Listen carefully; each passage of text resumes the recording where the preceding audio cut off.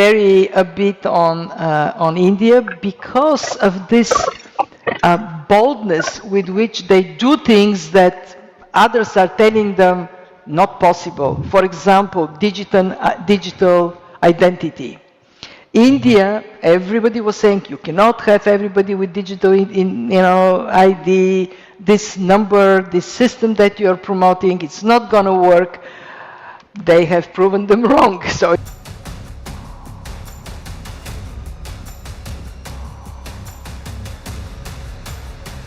जब दुनिया की अर्थव्यवस्थाएं थम रही हैं, जब टैरिफ टेंशन ने ग्लोबल ग्रोथ की रफ्तार को धीमा कर दिया है, जब अमेरिका की ट्रेड वॉर ने विश्व व्यापार के नक्शे पर अनिश्चितता की लकीरें खींच दी हैं, जहां बड़ी-बड़ी ताकतें मंदी की मार झेल रही हैं, वहीं भारत की रफ्तार एक्सप्रेस ट्रेन की तरह दौड़ रही है। इंटरनेशनल मॉनेटरी फंड यानी IMF से लेकर वर्ल्ड बैंक तक हर कोई भारत की आर्थिक उड़ान पर हैरान है। IMF के निदेशक के ये बयान इस बात की गवाही है कि चाहे ट्रेड वॉर हो, टैरिफ टेंशन हो या फिर ग्लोबल स्लोडाउन, सबके बावजूद भारत अब अर्थव्यवस्था का नया पावर सेंटर बन चुका है। IMF यानी इंटरनेशनल मॉनेटरी फंड ने खुद भारत को लेकर वो बात कह दी है जिसे हर भारतीय को गर्व से सुनना चाहिए। Well, India, the most impressive thing India has done is policy reforms. Tax reform, making it simpler, the digital infrastructure, which is public, it allows everybody to tap in and benefit from it. I think India needs to stay that course of reforming the economy and of course, like everywhere else, make sure that the small companies, the entrepreneurial spirit of startups is given space to flourish. ये बयान सिर्फ तारीफ नहीं है, बल्कि भारत के आर्थिक model पर दुनिया की मोहर है। जिस भारतीय अर्थव्यवस्था को हाल ही में अमेरिकी राष्ट्रपति ट्रंप ने डेड इकोनॉमी कहा था, ट्रंप के उस बयान पर IMF के निदेशक का ये बयान करारा जवाब माना जा रहा है। ट्रंप भारत के आर्थिक स्थिति को डेड मानने चले थे, लेकिन खास बात यह है कि आर्थिक समृद्धि की इस लिस्ट में भारत के सामने अमेरिका दूर दूर तक नजर नहीं आ रहा है। यानी मतलब साफ है कि ट्रंप का ट्रेड कार्ड ट्रेड हार में तब्दील हो गया है। दुनिया में आज सबसे बड़ी चिंता आर्थिक सुस्ती की मानी जा रही है। अमेरिका की ट्रेड वॉर ने ग्लोबल सप्लाई चेन पर असर डाला है। यूरोप में महंगाई और ब्याज दरों के दबाव से आर्थिक ग्रोथ ठप पड़ी है, लेकिन इस मुश्किल दौर में भी भारत आर्थिक स्थिरता और विकास का प्रतीक बनकर उभर रहा है। IMF की ये रिपोर्ट बताती है कि भारत न सिर्फ एशिया बल्कि पूरे विश्व की सबसे तेजी से बढ़ती प्रमुख अर्थव्यवस्था बना रहेगा। वित्त वर्ष 2026 में भारत की अर्थव्यवस्था 6.6% की दर से बढ़ेगी। इंटरनेशनल मॉनेटरी फंड यानी IMF ने मंगलवार यानी 14 अक्टूबर को भारत की ग्रॉस डोमेस्टिक प्रोडक्ट यानी GDP ग्रोथ का अनुमान लगाया है। इससे पहले IMF ने जुलाई में फाइनेंशियल ईयर 26 में भारत के GDP ग्रोथ रेट का अनुमान 6.4% बताया था।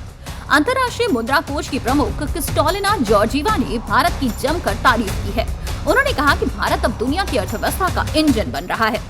जहां विकसित देश 2% या उससे भी कम की ग्रोथ से जूझ रहे हैं, वहीं भारत 6.6% की गति से आगे बढ़ रहा है, जो एक साफ संदेश है कि भारत अब विकास का इंजन और दुनिया के लिए ट्रेंड सेटर है। IMF ने भारत के लिए महंगाई यानी इन्फ्लेशन के अनुमान को कम किया है। वैश्विक व्यापार में अनिश्चितताओं और नीतिगत सख्ती के बावजूद भारत दुनिया की सबसे तेजी से बढ़ती प्रमुख अर्थव्यवस्था बना हुआ है।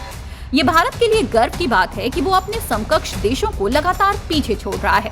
किसी भी देश की ग्रोथ कई पैमानों पर मापी जाती है, जिसमें एक लेवल महंगाई यानी इन्फ्लेशन का भी होता है।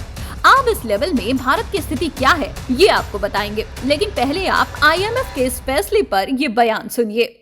विश्व मंदी की मार में है, डिप्रेशन में है, रिसेशन झेल रहा है, तब भी IMF द्वारा भारत की वृद्धि दर को 6.6 आंकना इस बात का प्रमाण है कि नरेंद्र मोदी जी की सरकार की नीतियां मजबूत और दूरदृष्टि है। प्रधानमंत्री मोदी जी के नेतृत्व में आत्मनिर्भर भारत, इंफ्रास्ट्रक्चर में निवेश और मजबूत वित्तीय अनुशासन ही इन उपलब्धियों के पीछे मुख्य कारण है। जहां दुनिया की बड़ी बड़ी अर्थव्यवस्थाएं 2%, 1.5%, 2.5% पर अड़ गई हैं, वहीं भारत निरंतर 6.6 की वृद्धि दर से आगे बढ़ रहा है। और भारत की अर्थव्यवस्था को कम आंकने वाले, मृत मानने वाले राहुल गांधी जैसे नुसिखिया, नालायक, भारत विरोधी एजेंडा चलाने वाले राहुल गांधी के ऊपर 6.6 की आईएमएफ की रिपोर्ट एक करारा तमाचा है। बीजेपी नेता तरुण चुघ का ये बयान विपक्ष के लिए करारा जवाब है, जो सियासत की राजनीति और भारत के विकास पर सवाल उठाते हैं। आज डिजिटल भारत दुनिया के लिए उदाहरण बन गया है। यूपीआई, आधार और जन धन जैसी योजनाओं ने भारत को दुनिया की सबसे बड़ी डिजिटल अर्थव्यवस्था बना दिया है।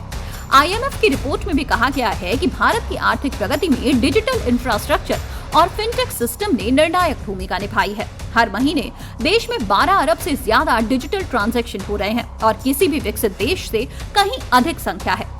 अब आखिर आईएमएफ ने भारत के लिए महंगाई यानी इन्फ्लेशन के अनुमान को क्या बताया, इसको भी जानिए।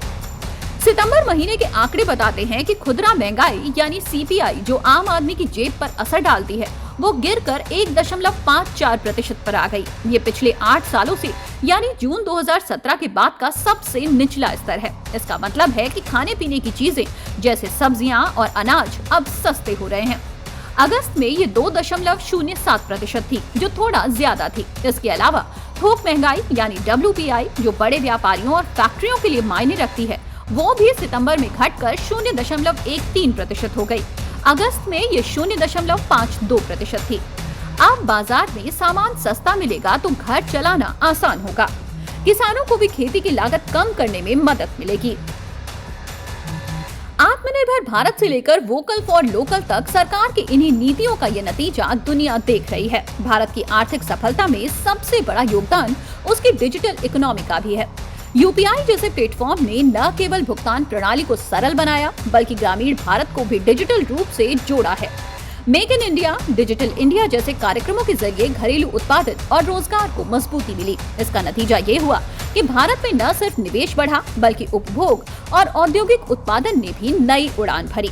अब भारत के इस ग्रोथ रेट का कारण क्या माना जा रहा है, इस पर भी एक नजर डाल लेते हैं।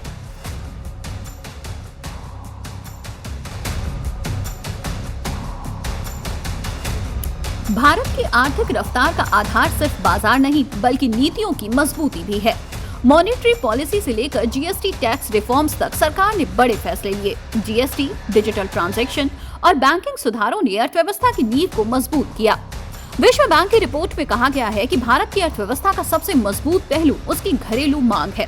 भारत की आबादी अब 140 करोड़ से ज्यादा है और यही बाजार उसकी असली ताकत बन चुका है। लोगों की आय में लगातार वृद्धि, ग्रामीण और शहरी क्षेत्रों में खपत बढ़ने से अर्थव्यवस्था को नई ऊर्जा मिल रही है। दूसरा बड़ा कारण इंफ्रास्ट्रक्चर पर भारी निवेश। सिर्फ इस साल केंद्र सरकार ने कैपिटल एक्सपेंडिचर यानी पूंजीगत खर्च के लिए 11 लाख करोड़ रुपए का प्रावधान किया है। सड़कों, रेलवे, बंदरगाहों, हवाई अड्डों, डिजिटल नेटवर्क, हर क्षेत्र में बड़े स्तर पर निर्माण हो रहा है। इन प्रोजेक्ट्स ने लाखों रोजगार पैदा किए और आर्थिक गतिविधि को तेजी दी। भारत के पास अब 100 से ज्यादा यूनिकॉर्न स्टार्टअप्स हैं और $1 बिलियन से ज्यादा की वैल्यू पर काम कर रहे हैं। फिनटेक, एडटेक, हेल्थ टेक और ई कॉमर्स जैसे सेक्टर भारत को नई ऊंचाइयों पर ले जा रहे हैं। यही वजह है कि आईएमएफ ने भी कहा कि भारत की ग्रोथ यंग डेमोग्राफी और टेक्नोलॉजी इनोवेशन पर टिकी हुई है। भारत सिर्फ आंकड़ों से नहीं, अपने आत्मविश्वास से इतिहास लिख रहा है। आईएमएफ का बढ़ा हुआ ग्रोथ अनुमान सिर्फ रिपोर्ट नहीं, बल्कि एक वैश्विक प्रमाण पत्र है कि भारत अब रफ्तार की परिभाषा तय कर रहा है। जब सुपर पावर लड़खड़ा रहे हैं, तब भारत कह रहा है कि हम बढ़ रहे हैं। ये नया भारत है जो न रुकता है और न ही झुकता है, बस बढ़ता ही जाता है।